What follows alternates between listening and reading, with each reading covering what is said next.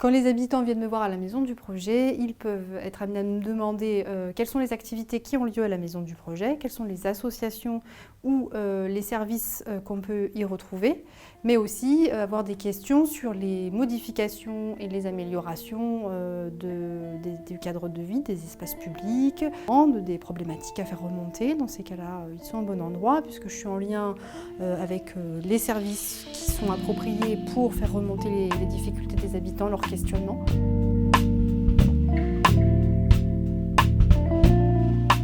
Alors, la maison du projet, Joliot-Curie, elle est implantée tout près du boulevard du même nom, le boulevard Joliot-Curie, qui relie les trois quartiers, Célier, Jean Jaurès et la Benauge. Bon, en l'occurrence, elle est située sur le quartier de la Benauge, en face de l'ancien collège Jacques Ellul. Ce qui permet d'être un lieu relais pour les concertations, d'être un lieu aussi relais pour les associations qui souhaitent rencontrer les habitants. Et le fait de pouvoir accompagner les habitants à l'intérieur de la maison du projet par le biais d'une activité pour une association, ça nous permet d'informer des habitants qui sont venus peut-être pour d'autres choses, mais aussi de pouvoir leur montrer qu'ici on fait aussi de l'information liée au projet urbain.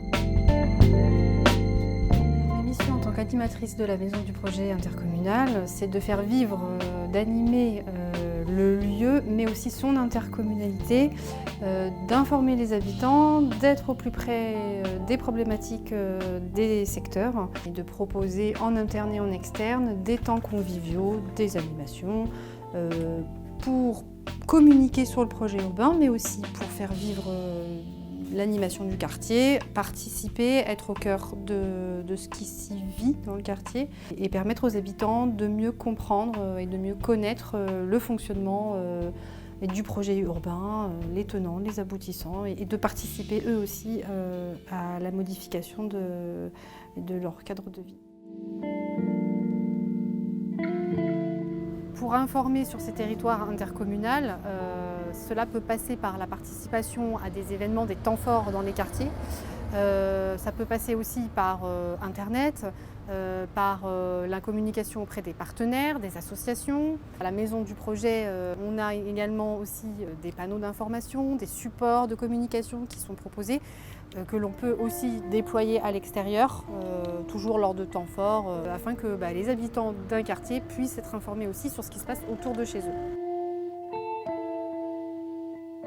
Moi, ce qui me plaît le plus dans ce travail à la maison du projet, dans le cadre de renouvellement urbain, c'est la possibilité d'être au contact d'un ensemble de professionnels très variés, autant des associations, des services publics, de connaître en fait le fonctionnement et de l'appréhender, partager avec les habitants, d'apprendre d'eux aussi et d'être au cœur d'un quartier habité et vivant, ce qui permet en fait d'avoir des journées vraiment variées, différentes chaque jour. Cette structure, elle a fait l'objet d'un chantier participatif d'1 semaine. Il peut être utilisé aussi de base, de socle, pour des animations d'associations ou aussi pour les futures concertations qui vont avoir lieu pour l'aménagement final de l'espace.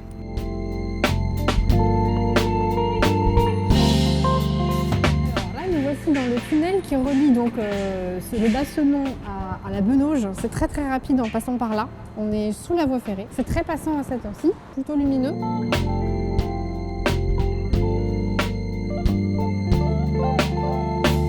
Nous sommes juste devant les tours du quartier Henri Sellier, Thuillat, Cèdre et Épicéa. La cité Henri Sellier et le quartier de la Benauge est séparé par le mur anti-bruit de la SNCF, là où passe la voie ferrée.